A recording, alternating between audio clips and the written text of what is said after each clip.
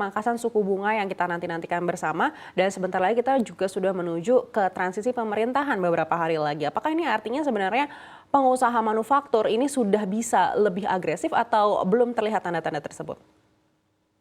Oke, terima kasih, selamat siang. Bahwa penurunan suku bunga dan kita mengharapkan pemerintahan yang baru ini akan merubah paradigma baru sehingga sektor-sektor industri ini bisa berkembang kembali.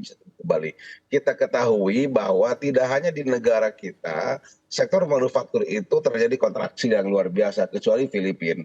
Nah, kita ini dengan negara terluas di sekitar ASEAN, maka tentunya kita yang paling bonyok, yang paling tinggi kontraksinya terhadap penurunan manufaktur. Nah, ini yang harus kita garap semua ke depan, dan ini tidak mungkin dari dunia usaha saja untuk merubah paradigma ini, tapi harus semua stakeholder, semua pemangku kepentingan bersama-sama menopang hal ini agar ke depan kita akan lebih bagus lagi. Kita ketahui sektor manufaktur ini sekarang lagi luar biasa. Nah, ini diakibatkan karena apa? Karena daya beli masyarakat berkurang yang diakibatkan oleh pertumbuhan ekonomi kita tidak bagus. Situasi ekonomi kita menurut kacamata kami dunia usaha, maka ini sedang tidak baik-baik saja. Belum lama kami kemarin ketemu dengan beberapa sektor di manufaktur, ya, packaging dan sebagainya. Dia penurunan luar biasa, penurunan produksi yang luar biasa diakibatkan karena daya beli masyarakat berkurang. Karena manufaktur itu tidak bisa berdiri sendiri.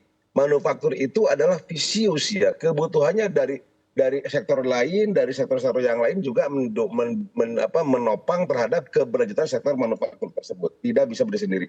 Ini yang diakibatkan dampak dari satu sektor menjadi pelemahan, sektor garment tekstil itu menurun luar biasa, maka ke sektor lain pun juga akan berpengaruh. Nah, ini juga diakibatkan oleh adanya, kita ketahui lah, perang Ukraina sama Rusia belum selesai, tambah lagi Israel sama perang di Timur Tengah pun nggak kunjung selesai. Ini juga yang mengakibatkan terjadinya pelemahan ekonomi secara global yang berdampak terhadap negara kita. Nah, ini yang harus kita waspadai bersama. Selama itu, kenapa ini bisa terjadi pelemahan terhadap ekonomi kita, termasuk kepada dunia industri dan manufaktur? Itu karena kita tidak bisa meningkatkan ekspor kita, bahkan terjadi turbulensi yang luar biasa ekspor kita. Nah, ini yang mengakibatkan terjadinya pelemahan ekonomi, terutama pelemahan industri di sektor manufaktur. Nah, hal ini yang mesti kita garap bersama. Kita berharap kepada pemerintah Pak Prabowo ke depan, ya, bagaimana memola ini, membuat strategi ini agar dunia usaha bisa survive kembali. Nah, kita ketahui, ya, kemarin ada keluhan dari beberapa sektor. Misalnya, saat ini anggaplah kita bisa memproduksi itu 1.000 sampai 2.000 ton. Ya. Produksi 2.000 ton dengan tenaga kerja 300 orang, sebuah 300 orang, itu baru bisa BEP. Nah, sekarang produksi kita 1.000 ton dengan tenaga kerja yang sama.